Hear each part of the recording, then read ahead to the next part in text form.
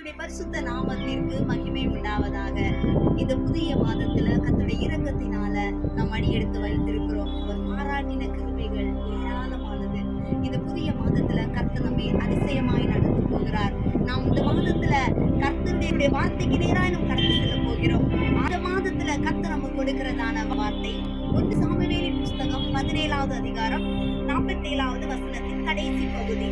நான் வாசிக்கிறேன். யுத்தம் கர்த்தருடையது, அவர் உங்களை எங்கள் கையில் ஒப்புக் கொடுப்பார் என்றார். ஹல்லேலூயா. யுத்தம் கர்த்தருடையது, அவர் உங்களை எங்கள் கையில் ஒப்புக் கொடுப்பார் என்றார். இந்த வார்த்தை யாருடையது தெரியுமா?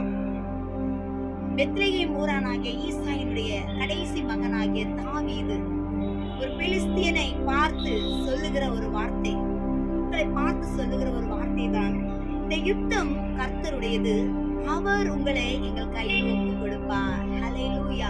இந்த நாளிலே ஆண்டவர் இந்த மாதத்திலே நமக்கு கொடுக்கிற வார்த்தை என்ன தெரியுமா? உங்களை அச்சுறுத்துகிற, உங்களை பயமுறுத்துகிற, உங்களை மிரள வைத்துக் கொண்டு உங்களுக்கு எதிராய் செயல்பட்டு கொண்டிருக்கிறதான சத்துருவை கர்த்தர் இந்த மாதத்துல உங்கள் கையில் ஒப்பு கொடுக்க போகிறார். ஹல்லேலூயா. அது கர்த்தரால மட்டும்தான் முடியும். பாருங்கள், இந்த வார்த்தை சொல்வதற்கு காரணம், ஏலா பள்ளத்தாக்குல ஒரு யுத்தம் நடக்கிறது. பள்ளத்தாக்கின் அந்த புறத்தில் இருக்கிற ஒரு மலையில் பெலிஸ்தியர் கூட்டமும், இந்த பக்கத்தில் இந்த புறத்துல உள்ள மலையில இஸ்ரவேலர் கூட்டமும் இருக்கிறார்கள். காரணம், யுத்தத்திற்காய் இருக்கிறார்கள். பெலிஸ்தியரில் ஒருவனாகிய கோலியாத் என்பவன் மிகவும் உயரமானவன். அவன் ஒரு வீரன், அவன் பலசாலியானவன்.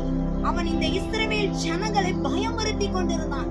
40 நாட்களாய் அவன் வந்து ஒவ்வொரு வார்த்தைகளை, அச்சுறுத்துகிற வார்த்தைகளை சொல்லி சொல்லி இஸ்ரவேல் ஜனங்களை பயமுறுத்தி.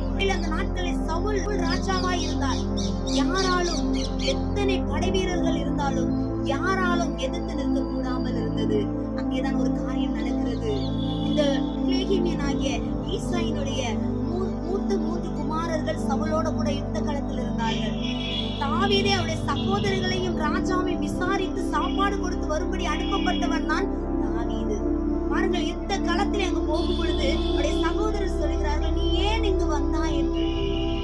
ஏன் அவர்களுடைய பார்வையில் அவன் ஒரு அற்பமானவனாய், அவன் ஒரு அசட்டை பண்ணப்பட்டவனாய், அவன் ஒரு சிறிய வாலிபனாய் அவருடைய கண்களுக்கு காணப்பட்டான். நீ எதற்காக இங்க வந்தாய் என்று கேட்கிறார்கள். நீ இங்கே வந்தது என்ன என்று அவர்கள் மிகவும் வார்த்தைகளால திட்டினார்கள். ஆனால் தாவீது சொன்ன ஒரு வார்த்தை என்ன தெரியுமா? நான் இங்கு வந்ததற்கு முகாந்திரம் இல்லையா, ஒரு நோக்கம் இல்லையா என்று கேட்கிறார்.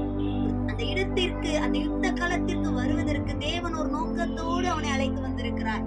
பாருங்கள், இந்த வார்த்தைகளை அவன் சொல்லுவதை கேட்டு இந்த ஜனங்கள் சவுலிடத்துல போய் சொல்கிறார்கள். இஸ்ரவேலர்கள் சவுல் ஆச்சரியத்தோடு தாவீதை பார்த்து அவனை அழைப்பித்து அவனுக்கு யுத்தத்துக்குரிய ஆயுதங்களை கையில கொடுத்து அதற்குரிய வஸ்திரங்களை கொடுத்து யுத்த களத்திற்கு அனுப்புகிறான். ஆனால் தாவீது அது ஒன்றுமே எனக்கு வேண்டாம் என்று சொல்லி சாதாரண 5 கூழாங்கற்களை மாத்திரம் கரத்தில் எடுத்துக் கொள்கிறான்.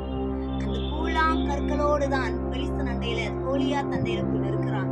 ஆனால் அவன் அநேக வார்த்தைகளை நிந்தித்தான் இஸ்ரவேல் ஜனங்களை. இந்த தாவீது இந்த பெலிஸ்தனோட போராட வேண்டிய ஒரே காரணம் என்ன தெரியுமா? அவன் நிந்தித்தான் இஸ்ரவேல் ஜனங்களையும் தேவனையும் நிந்தித்தான். இந்த நிந்தையை இஸ்ரவேல் ஜனங்களிடத்திலிருந்து எடுத்து போட வேண்டும் என்பதற்காக ஒரு தாவீது அந்த இடத்திலே சென்றான். பாருங்கள், தாவீது கோலியாத்தை பார்த்து சொல்லுகிற வார்த்தை தான், இந்த யுத்தம் கர்த்தருடையது, உங்களை கர்த்தரை கையில் ஒப்பு கொடுப்பார் என்று. அதே போல தேவனாகிய கர்த்தர் தாவீதுடைய கையிலே ஒப்பு கொடுத்தார். அங்க என்ன நடந்தது? கல்லை எடுத்து கவனிலை வைத்து சுழற்றி பெலிஸ்தனுடைய நெற்றியிலே பட எறிந்தான். ஹல்லேலூயா. ஒரே ஒரு கல்லு, பெரிய யுத்த ஆயுதங்கள் அவன் கையில இல்லை.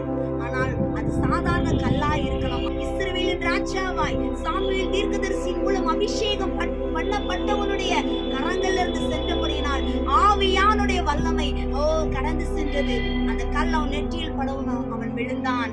அவனுடைய தாவீது ஓடி சென்று அவனுடைய உரையிலிருந்து வாளை எடுத்து அவனை அந்த இடத்துல கொன்றான். அவனை அழித்து போட்டான். அநேக நாட்கள் பயமுறுத்தின, அச்சுறுத்தின அந்த எதிரியை அந்த இடத்துல ஒன்றுமில்லாமல் ஆக்கினான். ஹல்லேலூயா. இந்த நாள்ல அச்சுறுத்துகிற காரியங்கள், சத்துருவின் கிரியைகளை கர்த்தர் அழிக்க போகிறார்.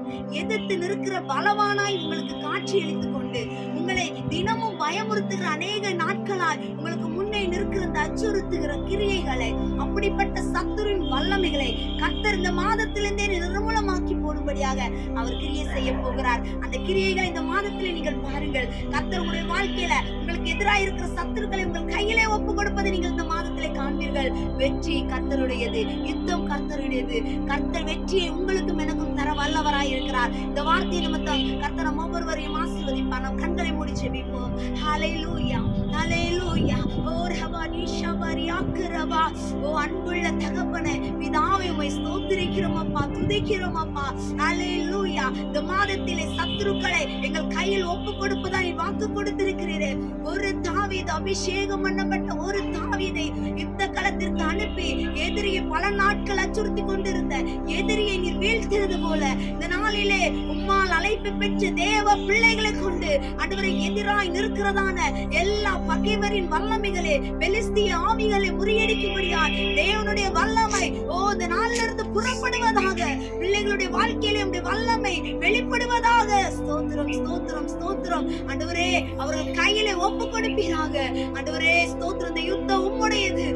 ஜெயத்தை கொடுக்கிறவர் நீர். ஆண்டவரே உம்முடைய நாமம் மகிமைப்படட்டும். இந்த மாதம் முழுவதும் ஜனங்களை அற்புதமாய் நடத்துவீராக. ஆண்டவரே பலப்படுத்தி நீர் ஆளுகை செய்யும் தகப்பனே. ஆண்டவரே உம்முடைய கரத்துல தாழ்த்தி ஒப்பு கொடுக்கிறேன். இயேசுவின் நாமத்தில் ஜெபிக்கிறேன் நல்ல பிதாவே, ஆமென். இந்த வார்த்தை நிமித்தம் கர்த்தர் ஒவ்வொருவரையும் ஆசீர்வதிப்பார். God bless you all.